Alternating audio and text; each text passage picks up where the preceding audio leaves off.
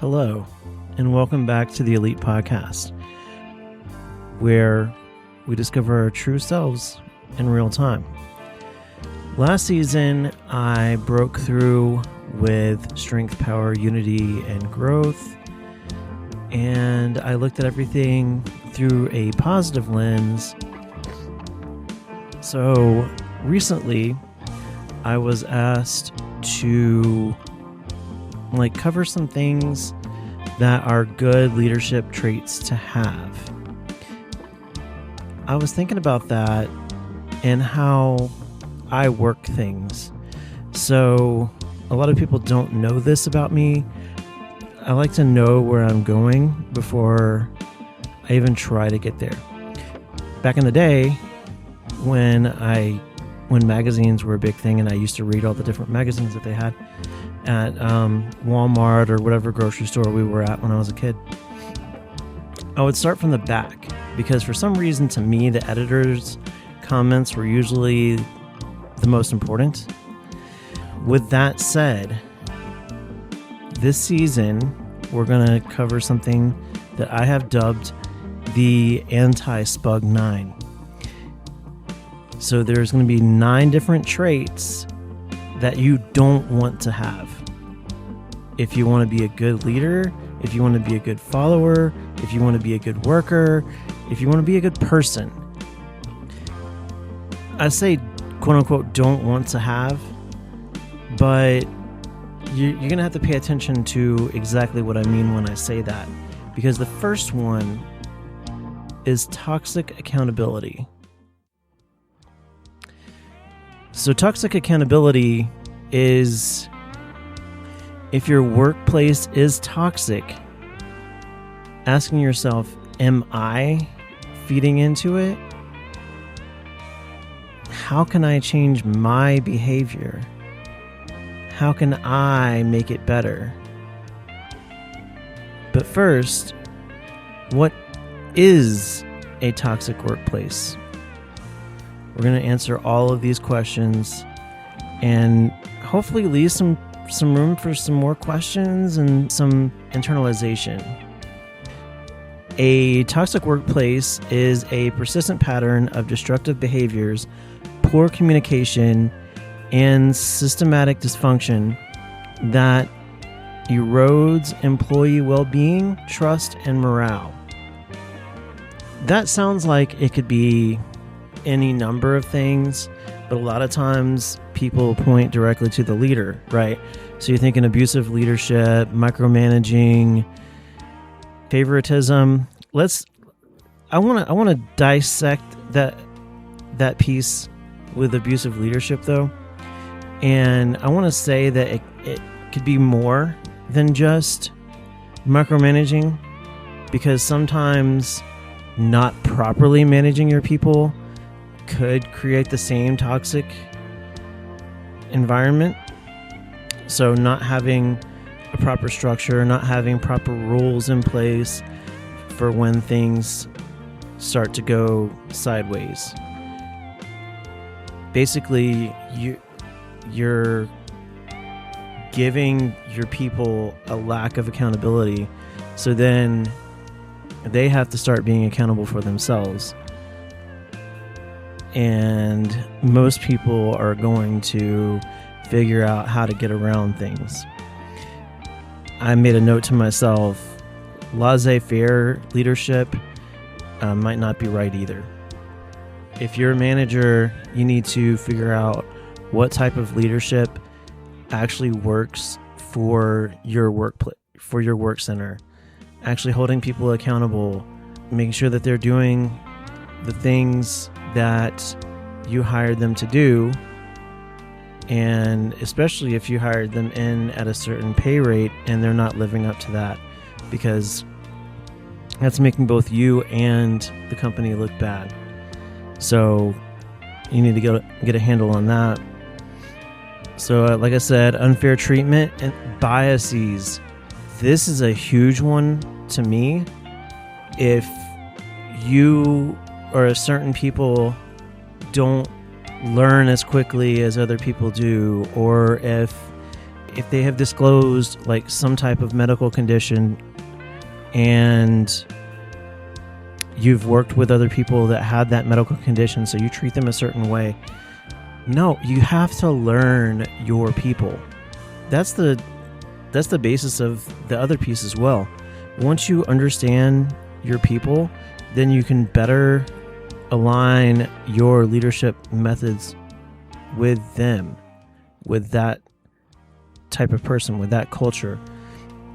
And I would really hope that you would do so during the hiring process, like actually get to know the person that you're bringing in, and don't forget, right? Because I'm not going to sit here and remind people over and over again that I have specific issues with things. I need my manager to be there and to understand, you know, I have PTSD, I have anxiety, I have depression, I have all these different mental conditions, but I also have migraines, and sometimes I have issues going up and down the stairs. So I just need a little bit of flexibility for my leadership. And this is something that's going to be a little bit of a takeaway for everybody here. Talk to your management team, talk to your manager, talk to whomever you need to, and say, I have these things going on. Can you help me work out a strategy to continue being a constructive member of the team? All right, so we talked about unfair treatment, disrespect, and bullying. Oh my goodness. A lot of people don't really understand what this means, I guess. And like, I'm not bullying you. This is the way that it's always been. Okay, wait. Let's take 3 steps backward and look at what you just said. This is the way that it's always been. Now, let me tell you something. That is not an excuse. That's just trying to allow yourself the ability to continue the bullying. Just because it's the way that it's always been doesn't mean that it's the way that it should be. Everything changes. Literally. We're talking about automation with AI. We're talking about computer programs always iterating higher. You're talking about more people being on this planet and therefore more customer turnout. You have the economy in the crap hole right now because of issues with trade embargoes and tariffs and, you know, the current administration. They could do whatever they want at any time. And then you have, of course, what's going on with Iran and the closing of the Strait of Hormuz. You got to think about, it takes fuel to get products to wherever you are. So if you're in like a manufacturing type environment, then layoffs could happen due to the amount of prices people are paying on tariffs. These are just things that you have to keep in mind. Way that it's always been. I always told my students a story when I was at the schoolhouse. There was a story about a woman who had just recently gotten married to her husband, and she told him to buy ham for Christmas. And so he bought the ham. It was a pretty decent sized ham, and she cut the end off of it, stuck it in the pan, and cooked it, and threw that other end away. And the husband asked, "Why did you do that?" And she said, "I don't know, it's the way that my mom always did it." So after a couple of Christmases, this happens it happens a few more times. And so finally she asked her mom, "Why was it that you always cut the end off of the ham?" And she said, "I didn't have a pan that was big enough." Now let that sink into you for a second there, and then I want you to go back and realize, like, why are you saying that this is the way that it's always been? Just because you treat people a certain way or you hire people in a certain way doesn't mean that that's the way that it always should be. Okay? And unconscious biases should be dead. This is the 2020s now. Military members should not be all treated the same. Black people shouldn't all be treated the same. People who have disabilities shouldn't all be treated the same. You should treat people based off of their capabilities, not their disabilities. Now, exclusion, cliquishness. Excluding people just because they don't know how to do a certain task, or because you've worked with people longer and so you don't invite the new person on the team to whatever event, whatever meeting, and then taking on meetings yourself and not handing them down.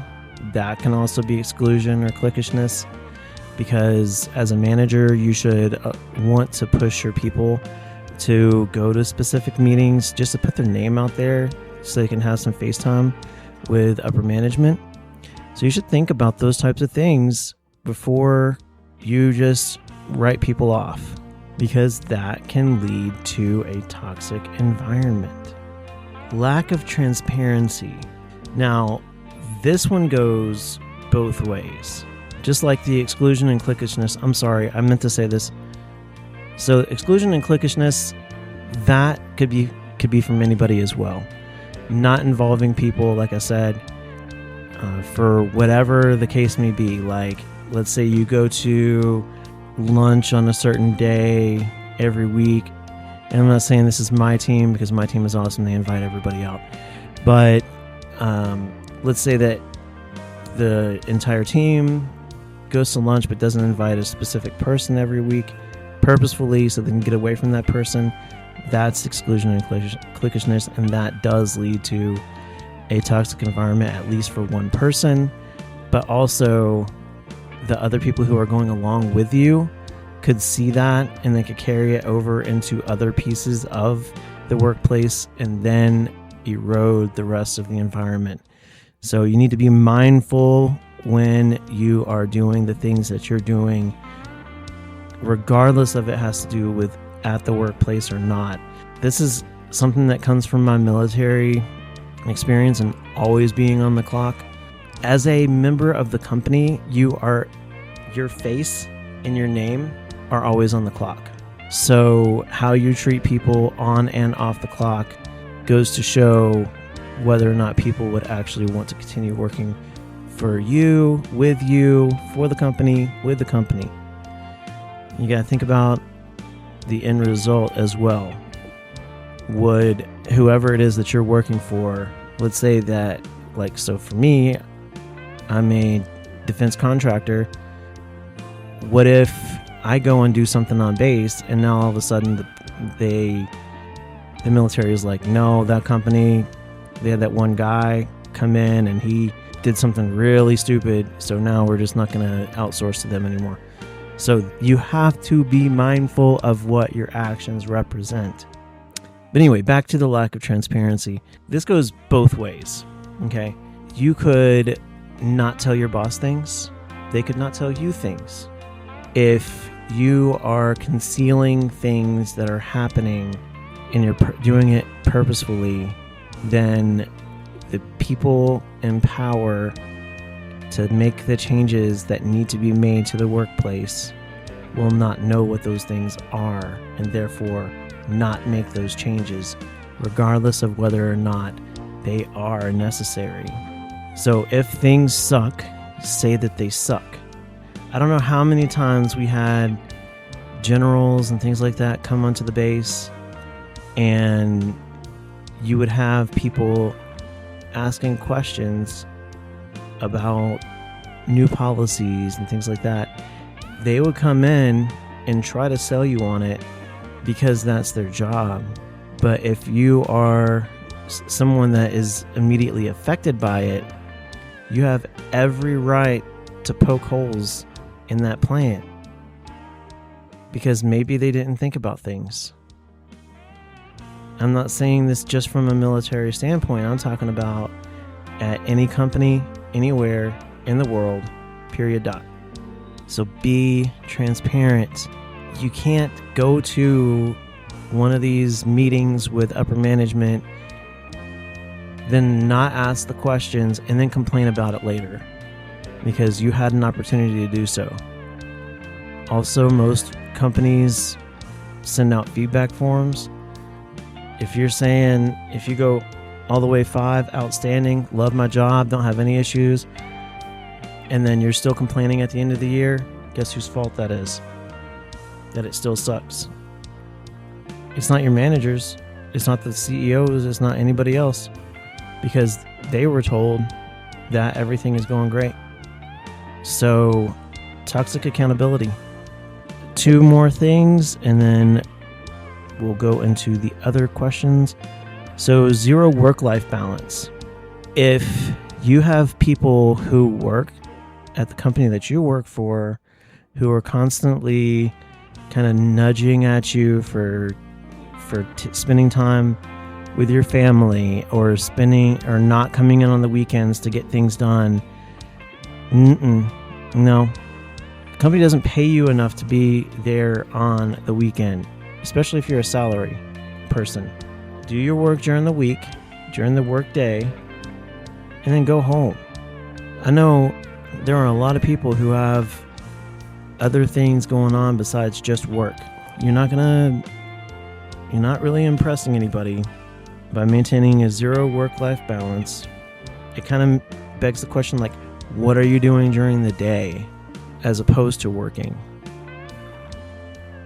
Because if you have to come in on the weekend or you work late hours and then you come in the next day and you're super tired, this is a continuum of wrongdoing.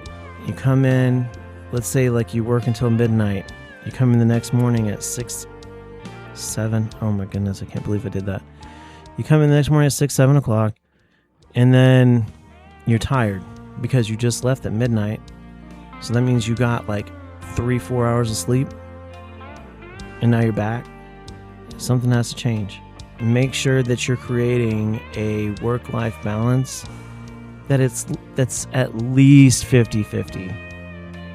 I mean, I probably work, it's like 33% of my time is at work because it's a third of the day, 8-hour days. But then I have to drive an hour each way, so that's 10 over 24, that's 5/12. So anyways, that gives me a lot more time in the day to either sleep or do the other things that I'm doing, which currently I'm writing a book, I'm learning Python, I got the podcast, and I'm in an MBA class. So the last one is high turnover / absenteeism. And that absenteeism would be stress related. So if people have a lot of migraines, if they are just totally burnt out, then you can tell that the things are getting pretty toxic. So how can you change your behavior? Just take everything that I said. You can make it better by being one person, by being a person who is consistently on time, consistently helping other people, and not complaining about this, that, or the other, unless you're complaining up. Never complain down. And so here is my call to action for y'all. I would really like to see some activity on my social media. I post something every time there's an episode, and I know I have a few listeners, so I would really like it if y'all would comment on my posts and let me know of a time and place where you have experienced some of this toxicity and have made movements to stop it. I want to know who my warriors are out there. And it could be this week. Tell me how you changed it this week. So this is going to be a fun season. As you can tell, I have new music The song is called Palladium. It is by Raisin Thomas featuring Lance Turner. And until next time, stay SPUG and elite. That'll preach. Indubitably.